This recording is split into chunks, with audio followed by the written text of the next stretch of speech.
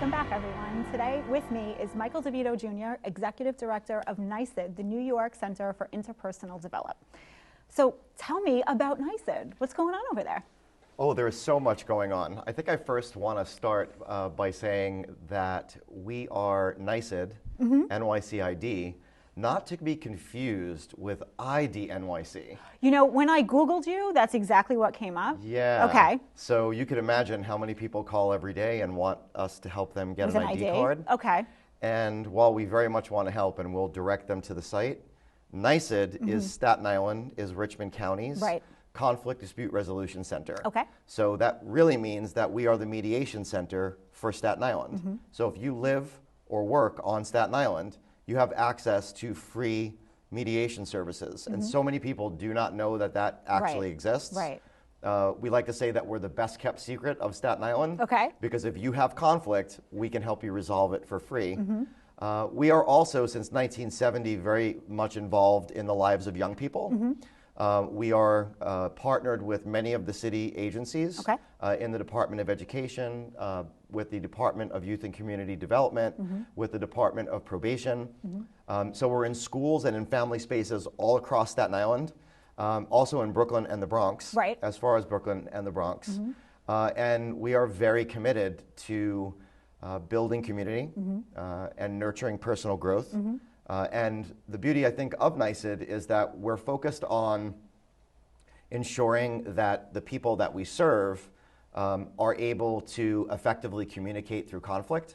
So everything that we do is bringing effective communication tools, restorative practices, conflict management practices into the work. Right. So if you're 8 or you're 18 or you're 38, we're always looking to give you an opportunity to learn about yourself so that you can be a good communicator when you're in a stressful situation. Great. So now, how are folks finding you? Are they being referred to you from, say, a court or from school? How does that work? Yeah, sure. So we get a lot of referrals, directly out of the court. Our main offices, in fact, are at 130 Stuyvesant Place. So if someone were to find themselves in court for any reason, it could be a neighbor-to-neighbor dispute, where maybe you are having an issue with sound or trash or a scratched car or something like that. And instead of going in to have your case litigated, where you have no control of the outcome, you could potentially be referred to the mediation center, where in mediation you have complete control because you get to participate in the solution of your issue. So we have that as a resource for many people. We also, if you texted trust to 51555, that would allow you to gain access to all the different services that we offer.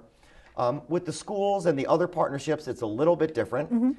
Many programs on Staten Island, it's kind of hard for a family or a young person to kind of just walk in and get help. Okay. So if you're a young person at, say, PS 48, then you could be in a NYCID after-school program. Or if you're a young person who's attending Port Richmond High School, which is a community school, then you could attend a mentoring program or be involved in after-school services.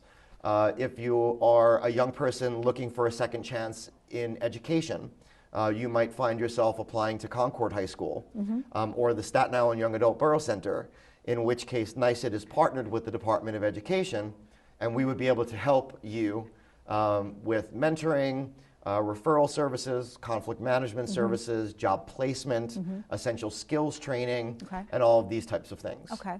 Now, talk to me a little bit about the mentor program. That sounds really interesting. Yeah, sure. So mentoring for NYCID has been something that we've been doing pretty much forever, since 1970. And we approach mentoring using strengths-based approaches.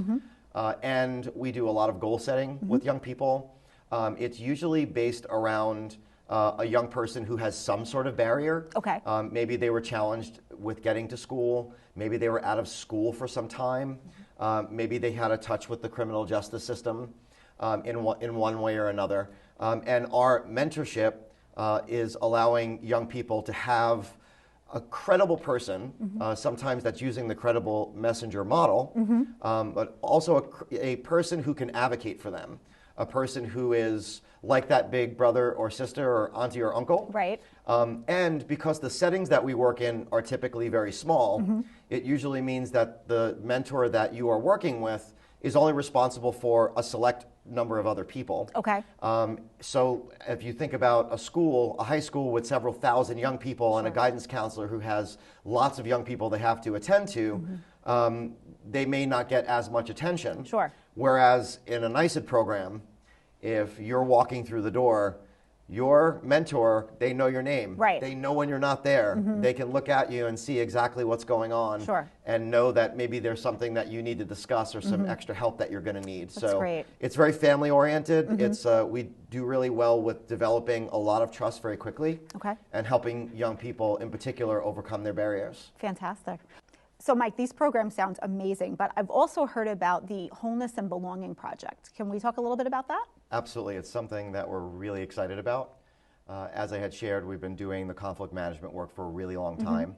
And what we have really come to see after all these years is that when we're really helping people understand their emotional state and how their emotions are made and where they are in their bodies, then they can be more effective communicators.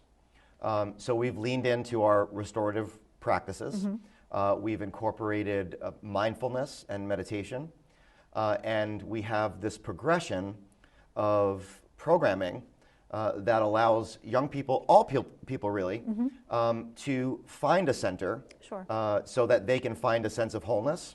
And through that wholeness, they're able to find belonging. And this is about teaching people about their somatic experience, how emotions exist and where they are in their body, like when you're concerned about something or when you have worry. For me, when I'm talking in public places, I start to get that little sensation in my throat. Okay. Right? And so worry for me, it appears in my throat. Where does it appear in our bodies? Interesting. And then how does that affect us when we're in a stressful situation? And then teaching the tools of self-control, of good emotional awareness, emotional intelligence that includes an emotional vocabulary. Absolutely. So that we're better able to articulate and express the emotions that we're feeling. And then in that space, we're able to really help people find that sense of belonging. We all just want to be understood. Absolutely. We want to be heard. Yes. Absolutely. Mike, thank you so much for coming in. Absolutely. I'm so glad you stopped me that time. We ran into each other and you said, how can I be on your show? And I'm just so glad we were able to make that happen for this season. But again, the New York Center for Interpersonal Development. This is what we want people to come away with and not get confused with NYCID when they look for you. Or IDNYC. Or IDNYC. Well, again, Mike, thanks so much for joining us today. We really appreciate it. Thank you. Folks, we'll be back in just a second.